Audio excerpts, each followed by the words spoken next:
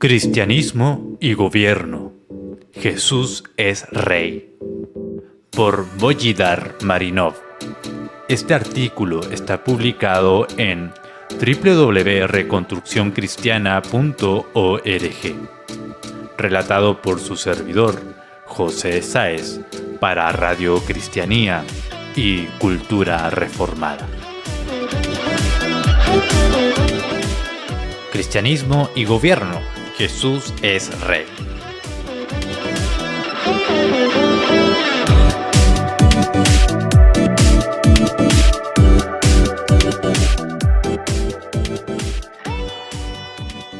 Los cristianos tienden a ser muy opuestos sobre las leyes que crea su gobierno, como debiéramos serlo.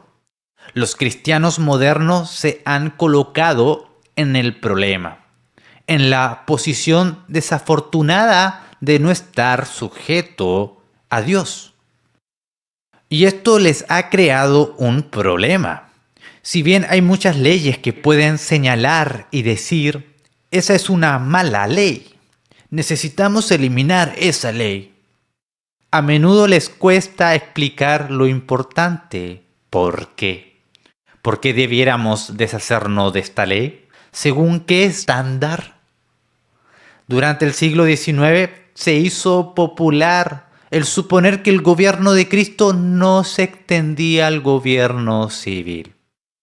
Al hacerlo, nos daríamos cuenta o no, optamos por colocarnos al servicio de otro maestro. Debido a que la vida se basa 100% en ética, nuestra ética reflejará el servicio a Dios o reflejará el servicio a alguna otra autoridad. No hay otra opción. Mateo 12:30. Al ubicarnos en esta posición, hemos perdido nuestra capacidad de tener autoridad en nuestras opiniones sobre la ley. ¿Por qué hemos decidido que la esfera civil no cae o no está bajo el gobierno de Cristo? Yo quiero decirte que esta creencia solo se asume, pero no es defendible de las Escrituras. ¿Por qué nos debe importar? Porque si odias en lo que se ha convertido América, entonces deberías preocuparte, porque el declive de nuestra nación es un resultado directo del retiro de la autoridad de Dios. El camino que nuestro país ha tomado no es extraño ni sorprendente. Es natural e inevitable que una nación se sujete al carácter de su fuente ética. Si nos adherimos a una autoridad sin Dios, nuestro país, por supuesto, se convertirá en la impiedad. Al observar esto, la frase «esto no es una ciencia especial» parece apropiada. Como lo demuestra el estado actual de América, la ignorancia no es felicidad. Si has crecido con la creencia de que Cristo no tiene una opinión sobre el gobierno civil, entonces les corresponde a usted, querido auditor, verificar 2 veces que no mantiene su creencia por ignorancia. Así que te animo a que sigas escuchando. Es blanco y negro.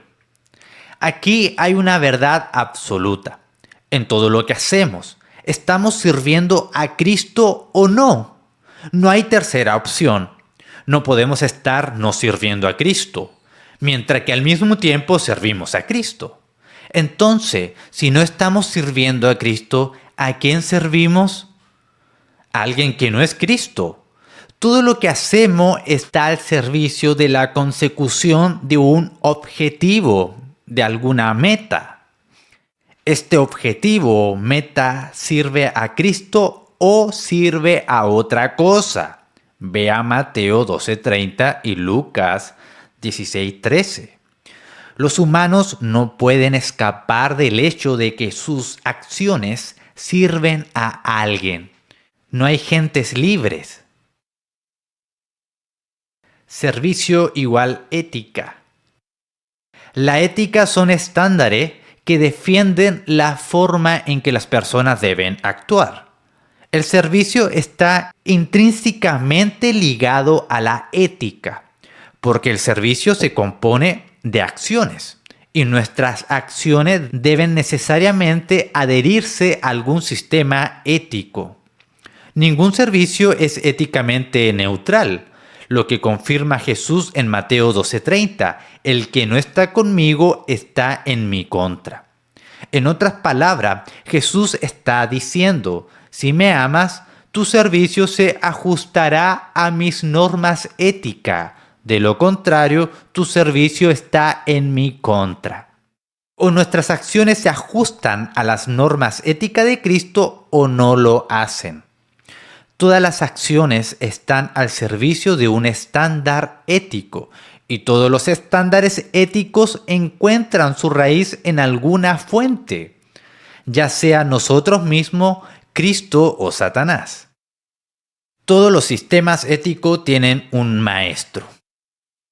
En la parte superior o en la cabeza de cada sistema ético encontramos una fuente a la que obedece el rendimiento de ese sistema. Un sistema ético cristiano sirve a Cristo. El objetivo declarado de Satanás es guiar a los humanos en una rebelión contra los estándares éticos de Dios. Satanás dijo en el jardín, ¿ha dicho Dios que no comierais? Por ejemplo, ¿realmente hay que hacer lo que Dios dice? Satanás ante Dios en el cielo en relación con Job. Job no es tan fiel como realmente crees que es. Puede hacer que rechace tu autoridad. Satanás y Jesús. Oye Jesús, debes hacer todas estas cosas que Dios específicamente dijo que no hicieras.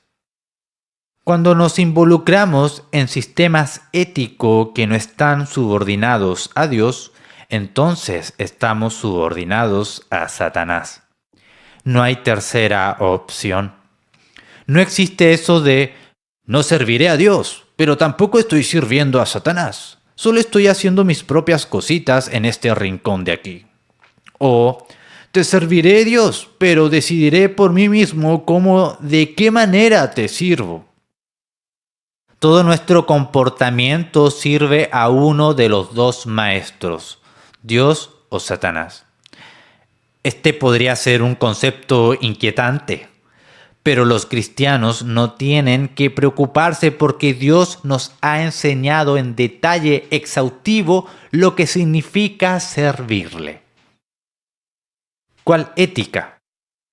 No todas las éticas creadas son iguales. Los sistemas éticos se dividen en dos categorías, autoritativo y no autoritativo. La ética de Cristo es autoritativa. Los sistemas éticos del hombre solo tienen autoridad en la medida en que reflejan el sistema ético de Cristo. Esto quiere decir que el hombre no puede crear su propio conjunto de estándares éticos aparte o en contra del estándar de Dios. Por ejemplo, supongamos que el hombre dice el asesinato es lícito, como lo ha hecho en el caso del aborto, mientras que Dios dice no matarás. De estas dos éticas diametralmente opuestas, solo Dios tiene la autoridad. Utilicé este ejemplo obvio como una manera fácil de ilustrar mi punto de vista, pero me gustaría señalar que si la ética de Dios tiene una autoridad superior en puntos importantes, como el asesinato, también tiene una superioridad en puntos menores, como creador sobre nosotros. Dios tiene la posición de legislador supremo en todas las cuestiones de moralidad. ¿Cómo afecta esto a los cristianos? Nadie tiene permitido seguir la ética que desee, aunque muchos humanos viven una vida de rebelión. Pero los cristianos en particular tienen estipulaciones de lealtad ética que son peculiares en su estado redimido. Cristo es muy claro que amarlo es guardar sus mandamientos. Esto se reitera en 1 Juan 5 del 1 al 3. Leo a continuación. Todo aquel que cree que Jesús es el Cristo ha nacido de Dios. Todo aquel que ama al que engendró, ama también al que ha sido engendrado por él. En esto sabemos que amamos a los hijos de Dios, en que amamos a Dios y obedecemos sus mandamientos, pues este es el amor a Dios, que obedezcamos sus mandamientos. Y sus mandamientos no son difíciles de cumplir. Por lo tanto, los cristianos que se caracterizan por su amor a Cristo están indudablemente ligados a una adhesión a los estándares éticos de Cristo. El vínculo entre el gobierno y la ética. El gobierno está preocupado por la forma en que las personas actúan. Por lo tanto, el gobierno está preocupado por la ética. De hecho, el gobierno es una herramienta para hacer cumplir las normas éticas. Cualquier gobierno tiene solo dos opciones cuando se tratan de elegir y hacer cumplir estándares éticos. Puede crear sus propios criterios o puede optar por aplicar uno que se derive de una fuente externa. Cualquiera que sea el curso que tome el gobierno, aplicará algún estándar ético y esa ética estará al servicio de alguien. Entonces la pregunta es, ¿qué estándar ético deberían hacer cumplir los gobiernos? Y por lo tanto, antes de que podamos esperar que el gobierno resuelva, primero debemos asegurarnos de que tenemos nuestras propias alianzas éticas resueltas. ¿Tiene Dios una opinión sobre el gobierno? Muchos cristianos modernos creen en el concepto de separación de iglesia y Estado. Hay tres observaciones que deben hacerse al respecto. Primero, Cristo también cree en la separación de la iglesia y el Estado. De hecho, Dios lo originó y fue el primero que practicó esta idea. Segundo, la comprensión popular de la frase separación de iglesia y Estado no refleja su origen. Tercero, la creencia de que Cristo no tiene nada que ver con el Estado solo recientemente, en los últimos 150 años más o menos, ha ganado gran popularidad. Érase una vez que a Dios le importaba lo suficiente el gobierno como para comunicar todo un sistema de gobierno a Israel. Cuando Dios organizó la nación de Israel, una de las primeras cosas que hizo fue crear instituciones separadas de la iglesia y el Estado.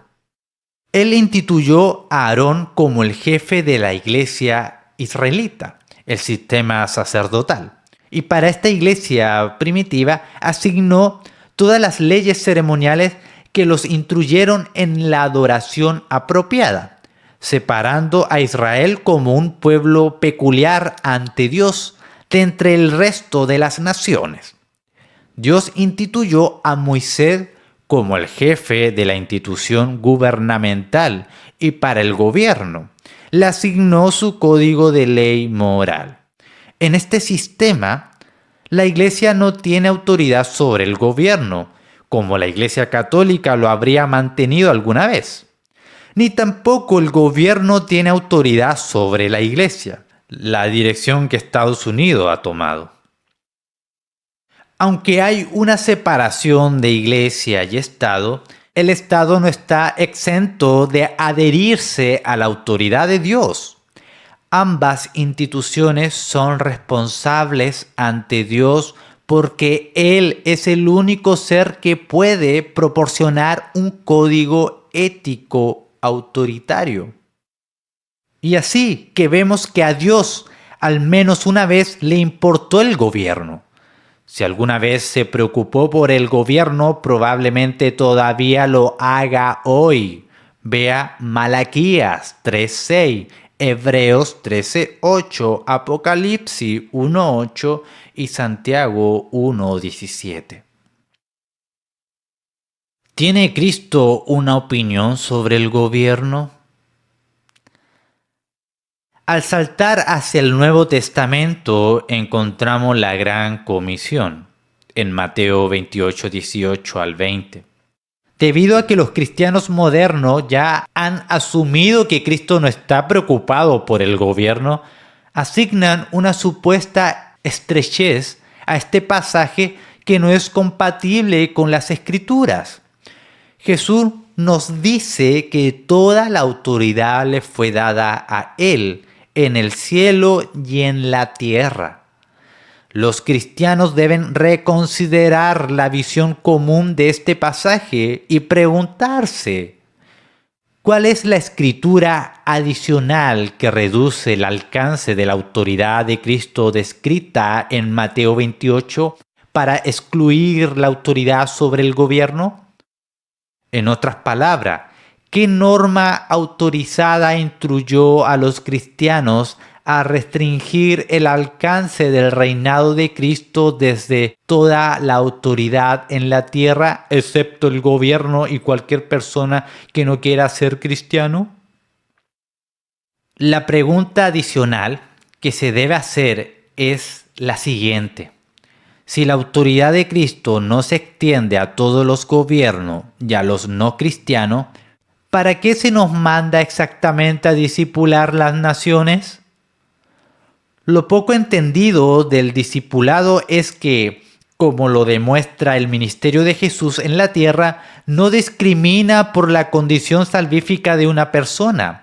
Cristo discipuló con la expectativa de que todas las personas deben adherirse a sus estándares éticos. En otras palabras, el discipulado debe extenderse tanto a los salvos como a los no salvos por igual. ¿Qué es el discipulado? Es enseñarle a la gente cómo adherirse a los estándares éticos de Cristo, debido a que Cristo tiene autoridad sobre la tierra. Entonces espera que toda la tierra sea instruida en sus estándares éticos. Un rey requiere que todas las personas que residen dentro de su dominio aprendan y se adhieran a sus leyes.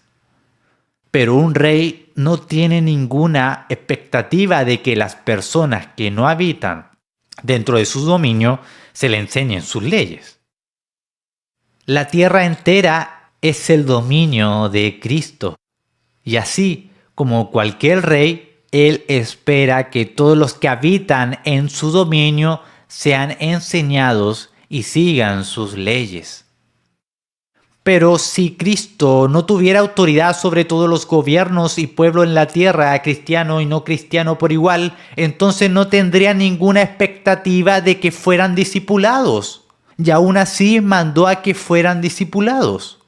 Si vamos a tomar a Cristo en sus palabras cuando dice, toda autoridad me ha sido dada en el cielo y en la tierra, entonces debemos concluir que Cristo espera que sus normas éticas sean enseñadas, seguidas en todo el mundo. ¿El Nuevo Testamento contiene instrucciones específicas para el gobierno? Para evidencia adicional, en el Nuevo Testamento de que a Cristo realmente le importa el gobierno, examinemos Romanos 13 del 1 al 7. Una vez más, el cristianismo popular deja a las personas con idea preconcebida que hace que vean este pasaje a través de un alcance más estrecho. De acuerdo con la típica mirada superficial, se cree que este pasaje describe solo nuestro deber al gobierno.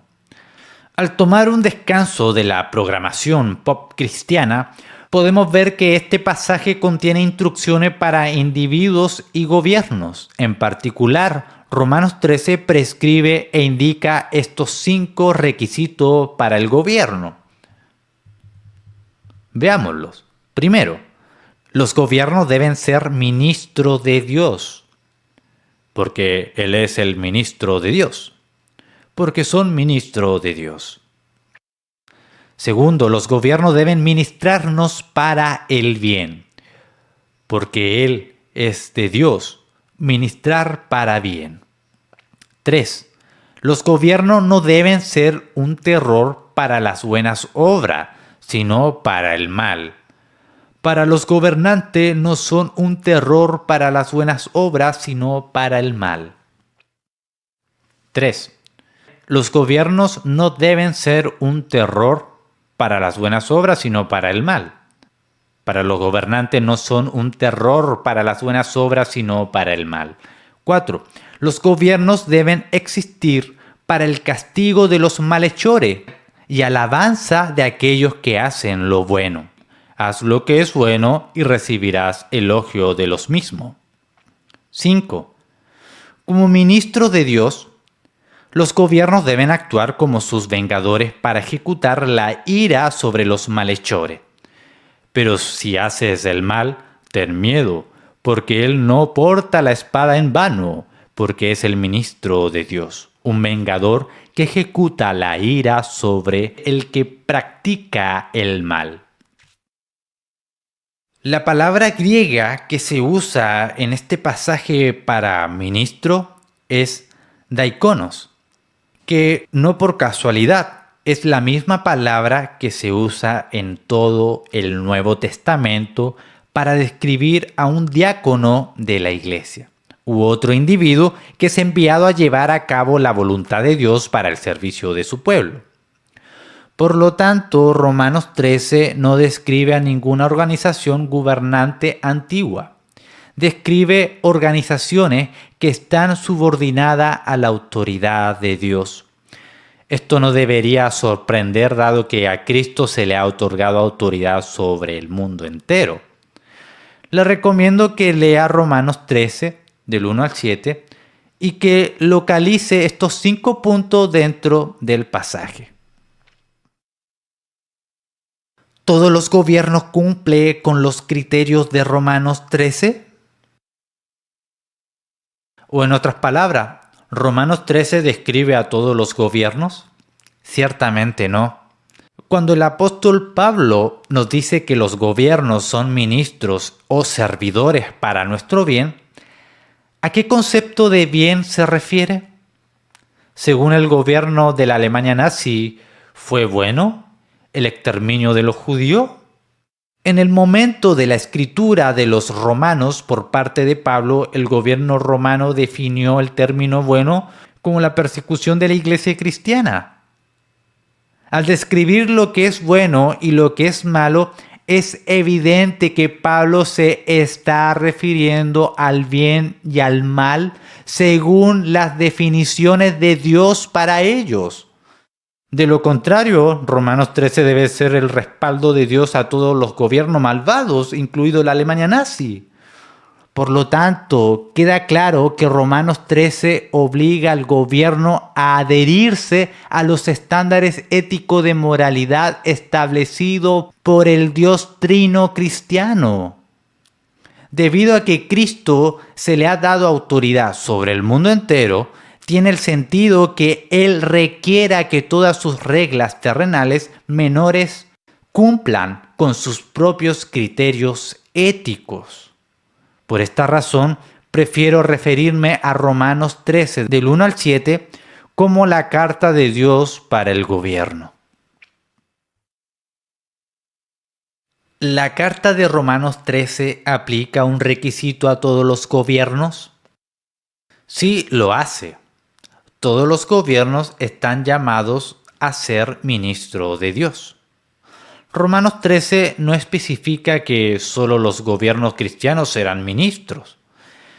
En lo que respecta al Rey Jesús, sus estipulaciones éticas se aplican a todos los habitantes de la tierra. Hay 2 tipos de gobiernos en esta tierra. Gobiernos legítimos que están en conformidad con los estatutos de Romanos 13 y gobiernos ilegítimos que se rebelan contra las estipulaciones de Cristo en Romanos 13. Aunque se ha hecho popular suponer que los estándares de Cristo se aplican solo a los cristianos, lo desafío a encontrar evidencia escritural concreta para tal creencia. La autoridad de Dios nunca fue restringida solo a su pueblo. ¿Está la soberanía celestial sobre el gobierno terrenal, para incluir a los no cristianos, limitada específicamente al reinado presente de Cristo? No lo es. En el libro de Daniel se registra cómo Dios, incluso en aquellos tiempos antes de la venida de Cristo, mantuvo la expectativa de que las reglas terrenales se subordinan a Él. Cito Daniel 4:17.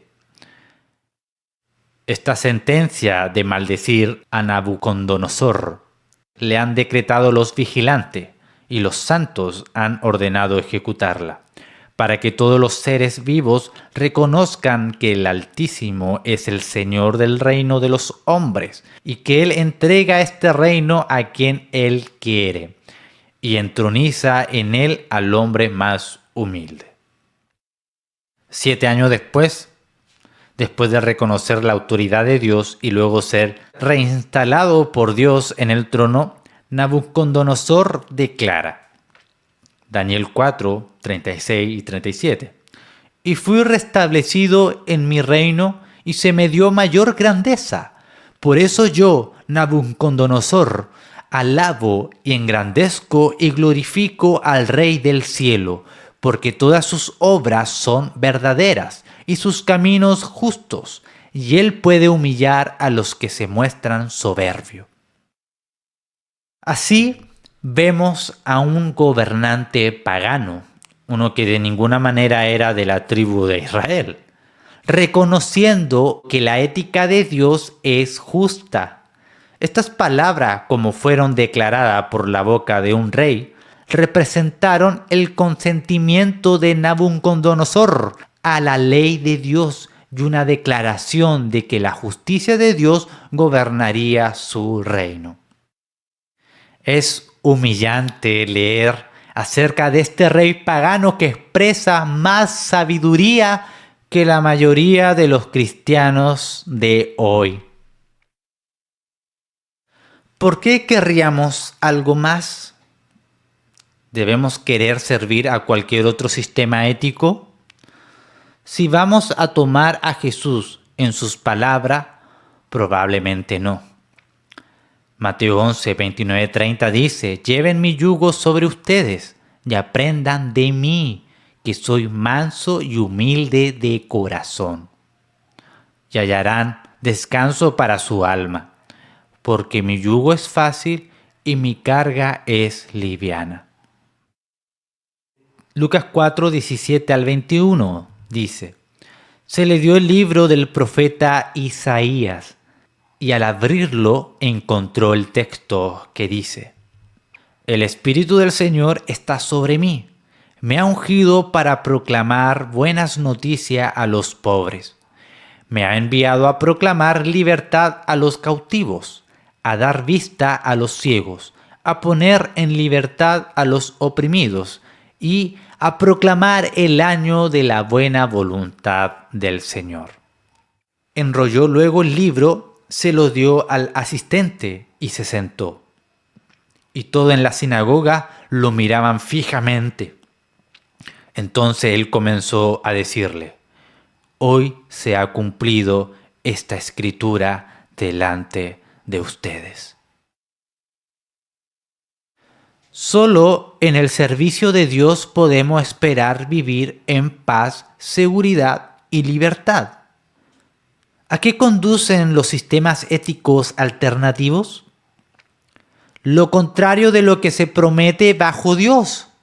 A menos que la intención táctica de Jesús en Mateo 11:30 fuera decir, «Mi yugo es fácil y mi carga es liviana», pero el yugo de ese otro tipo también es bastante ligero. Entonces nuestra conclusión debería ser que Jesús nos advierte sobre el peligro comparativo y las dificultades de servir a otros maestros. América sirve como un ejemplo vivo de la verdad de la declaración de Jesús. A medida que nuestra nación cambia su lealtad de servir a Dios a servir a un nuevo sistema ético, vemos las consecuencias a nuestro alrededor, una de las cuales no es el menor de 50 millones de niños asesinados hasta la fecha. Eso es lo que se obtiene cuando se acepta un estándar ético en un gobierno que no se deriva directamente de Cristo. El servicio bajo sistemas éticos hechos por el hombre es muy severo y costoso. 1,21 millones de nuestros niños por año son costosos, para ser específicos. El mantra que debemos repetirnos cada mañana cuando nos despertamos y todas las noches antes de acostarnos es este: o bien puedo disfrutar de la libertad bajo el sistema ético de Dios, o puedo sufrir tiranía bajo el sistema ético del hombre. En conclusión, Cristo se preocupa por el gobierno civil. Debido a la Gran Comisión, los cristianos tienen un estatuto particular para instruir, discipular a las naciones en la aplicación correcta de los estándares éticos del Rey Jesús. Esta es nuestra respuesta cuando discutimos qué leyes debe y no debe crear nuestro gobierno. Solo aquellas leyes que sirven a Cristo. Y nuestro ¿por qué es esto? Porque las normas éticas de Cristo son las únicas normas autorizadas que existen.